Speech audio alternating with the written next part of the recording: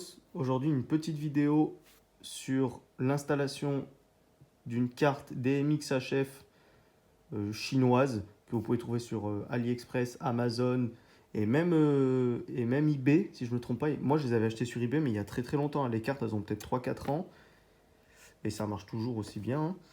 Donc sur une barre à LED Starville LED Bar 240/8.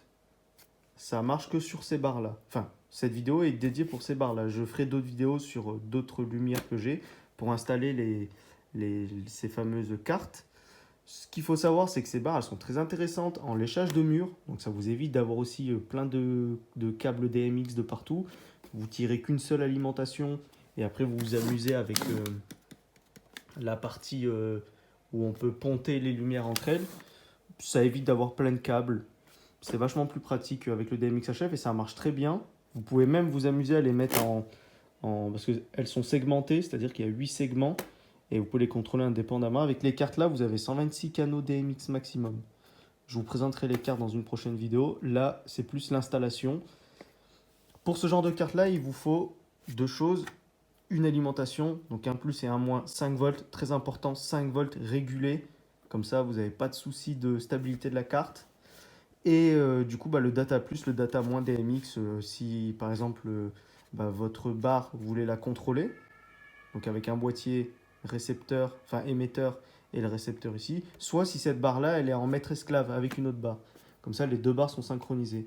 Ce qui est intéressant avec ces cartes, c'est qu'on peut à la fois les utiliser en émetteur et en récepteur. Attention toutefois, il y a une couleur à respecter ici. Il faut que toutes en fait, les cartes aient la même couleur. C'est-à-dire que en fait, c'est l'idée de la carte, la couleur, si vous voulez. La carte, elle est, par exemple, elle a une couleur bleue. Et ben, faut que cette barre-là qui a une autre carte, elle soit bleue. Et que votre émetteur, si vous en avez un qui part de l'ordi, soit bleu aussi. Voilà. C'est très important. Donc, c'est pour ça que la carte, moi, j'essaye de la positionner le plus vers ici pour que je puisse quand même avoir accès à l'interrupteur en démontant juste la petite façade. Pour commencer, vous allez démonter la barre. Donc c'est très simple, hein. Vous enlevez juste la petite façade ici. Vous enlevez les segments de LED. Bien sûr, vous n'hésitez pas à marquer avec un petit stylo les connecteurs. Alors je l'ai fait sur celui-là. Ouais, voilà. Vous n'hésitez pas à marquer pour ne pas vous tromper parce que sinon après les barres, elles vont plus fonctionner de 1 à 8, mais ça va faire 1, 2, 3, 4, 7, 6, 8. Enfin voilà, ça va vraiment être un peu inversé bizarre. Donc n'hésitez pas à marquer. Ensuite, comme je l'ai dit, il faut un plus 5 volts. Donc le plus 5 volts, vous vous embêtez pas trop. Sur la carte mère, donc ça c'est la carte mère de la barre, c'est ce qui contrôle en fait toutes les LED et l'alimentation est derrière. Mais nous, ça ne nous intéresse pas la LED. Vous avez un connecteur JPI, là, enfin ISP in plutôt, c'est généralement des connecteurs qui permettent de modifier le petit... ça doit être une ROM ou quelque chose comme ça, où la ROM doit être à côté, mais c'est là où le programme est logé.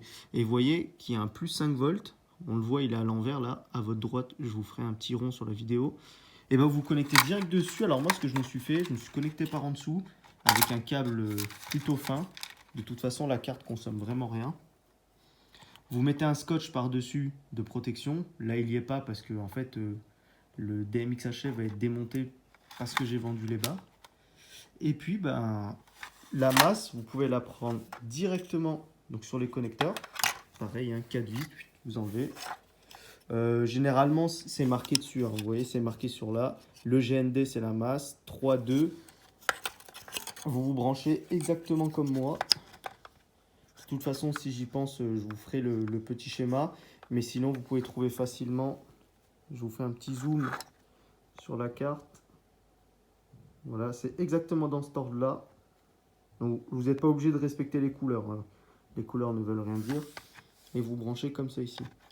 Je crois que, si je me souviens bien, le jaune, c'était le data plus et le blanc, c'était le data moins. Et là c'est la masse de la carte. Voilà. Et le plus qui était connecté à la carte mère. Donc, je vous refais voir quand même comme ça. Vous êtes sûr. De toute façon, je vous prendrai des photos et je vous ferai un blocage sur image. Donc là, le plus 5 volts, il est tout à droite. On est bien d'accord. Du coup, si on retourne la carte, il est tout à gauche. Et voilà, de toute façon, vous avez ces deux plus là. Vous avez ce plus là qui est dispo et celui que j'entoure là aussi. Prenez celui-là, au moins vous n'êtes pas au bord de la carte. et tout ira très bien. Mettez bien un scotch de protection, scotch électrique, scotch carton, n'importe quoi qui évite que le fil, s'il tire, il s'arrache, que ça fasse court-circuit. Logiquement, ça ne ferait pas trop de court-circuit parce qu'il n'y a pas énormément de soudure autour. Donc ça ne va pas poser de problème. Après, pour l'antenne, vous percez juste ici, là. Vous vissez l'antenne. Donc je l'avais fait sur cette barre-là. Vous voyez, vous vissez l'antenne. Et vous faites sortir le câble en fait direct dans le trou, ici. Et ça va tout seul. Hein. Si je vous fais une démonstration rapide, vous passez ça dans le trou et après le fil vous le refaites sortir par ici. De toute façon il y a une gaine d'isolation donc ça posera pas de problème et il n'y a pas de composant qui peut potentiellement poser problème à l'antenne.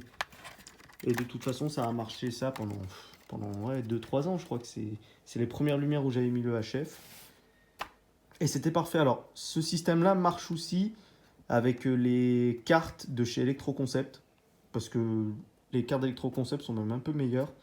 La plage de voltage est plus large, c'est-à-dire que là, on n'a que 5 volts obligatoirement, alors que elle, je crois que c'est de 3 à 12 volts, quelque chose comme ça. Donc voilà, de toute façon, je vous remettrai toutes les photos à la fin. Je vous ferai un petit schéma aussi. Comme ça, au moins, vous avez toutes les infos. N'hésitez pas à poser des questions en commentaire. Si vous comptez acheter ces barres à LED là, je ne suis pas forcément pour l'achat actuel. À l'époque, il y a 4-5 ans, c'était très bien. Aujourd'hui, on peut trouver des barres à LED à 20-30 euros de plus avec carrément des LED de 4 watts RGBW. C'est un peu plus puissant et les couleurs sont quand même plus sympas et surtout, c'est plus flexible. On peut l'utiliser aussi bien en façade qu'en léchage de mur. Voilà, à plus et à la prochaine.